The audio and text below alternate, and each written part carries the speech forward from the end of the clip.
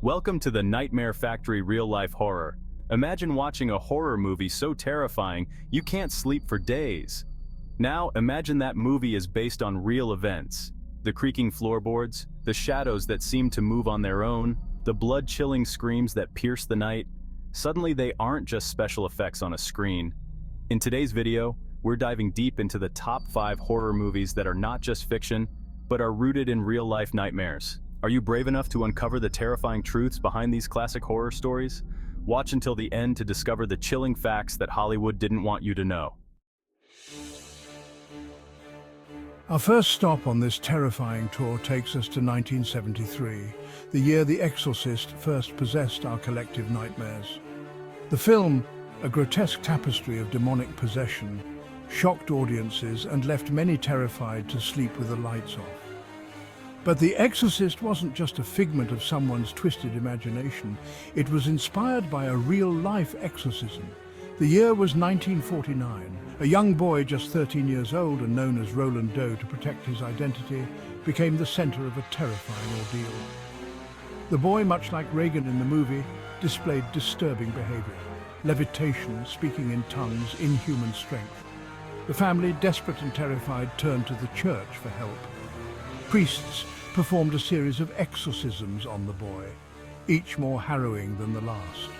The details, some too disturbing to mention here, were chronicled in a diary by one of the priests. The diary, later discovered by author William Peter Blatty, became the foundation for his chilling novel, The Exorcist, which then made its way to the big screen. The iconic scene where Reagan's head spins a full 360 degrees, that was inspired by accounts of the possessed boy's head rotating unnaturally. The foul language, the violent convulsions, the sheer rage directed at the priests, all pulled from the pages of reality. The film's impact on horror cinema is undeniable, opening the door for a wave of possession films. But none have quite captured the raw terror and psychological depth of The Exorcist. Next, we journey to the heart of darkness in Harrisville, Rhode Island, where a farmhouse became synonymous with paranormal activity and inspired one of the most successful horror franchises of all time, The Conjuring. Released in 2013, the film introduced the world to Ed and Lorraine Warren, paranormal investigators whose case files read like blueprints for nightmares. The Perron family, who moved into the sprawling farmhouse in 1971, were unsuspecting victims in a real-life horror story. Carolyn and Roger Perron, along with their 5 daughters, were subjected to a relentless barrage of paranormal phenomena. It began subtly, with strange smells and unexplained noises, but it quickly escalated into something far more sinister. Doors slamming shut on their own, objects moving violently across the room, disembodied voices whispering threats. The parents endured it all. The children claimed to see apparitions, some benevolent, others deeply disturbing. One entity, Bathsheba, a malevolent spirit with a twisted history, seemed to target the family with particular cruelty. Enter Ed and Lorraine Warren, called in to investigate the increasingly terrifying events.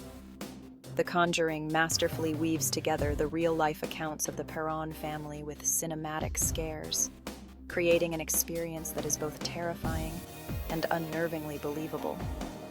The film doesn't exaggerate the horrors. If anything, it merely scratches the surface of the true terror that unfolded in that house. The Conjuring resonated with audiences because it tapped into a primal fear of the unknown, the terror that lurks in the shadows of our homes. Chapter 3: A Nightmare on Elm Street, When Sleep Kills. In 1984, Wes Craven unleashed Freddy Krueger upon the world, a disfigured boogeyman who haunted dreams and turned sleep into a death sentence. A Nightmare on Elm Street, with its innovative concept and terrifying villain, revolutionized the slasher genre. But what many don't realize is that Freddy's reign of terror was inspired by a real-life phenomenon that was just as terrifying as any horror movie.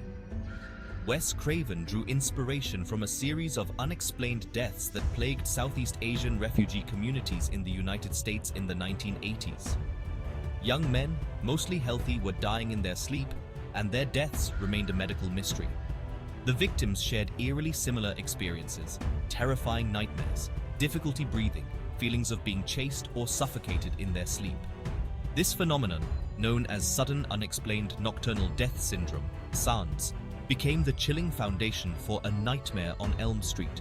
Freddy Krueger, with his burned face, razor-sharp claws, and haunting laugh, became the embodiment of our deepest fears, a reminder that sometimes, even in the supposed safety of our dreams, we are not safe. The film's exploration of the thin veil between dreams and reality resonated with audiences. Freddy's ability to invade the most vulnerable part of our minds, the place where logic and reason are suspended, tapped into a primal fear of the unknown. The idea that death could come for us even in our sleep, that our nightmares could literally kill us, sent chills down the spines of moviegoers worldwide. A Nightmare on Elm Street forced us to confront the darkness that resides within our own minds, the fears and anxieties that we try to bury but resurface in our dreams. Chapter 4. The Amityville Horror House of Horrors, or Hoax. Our next stop takes us to 112 Ocean Avenue, a seemingly ordinary address in Amityville, New York, that became synonymous with paranormal terror. The Amityville Horror, released in 1979, told the chilling story of the Lutz family and their terrifying 28-day ordeal in a house marked by tragedy. The film, based on the book of the same name by Jay Anson, recounts the experiences of George and Kathy Lutz and their 3 children after they moved into the house in 1975. Unbeknownst to them, the house held a dark secret.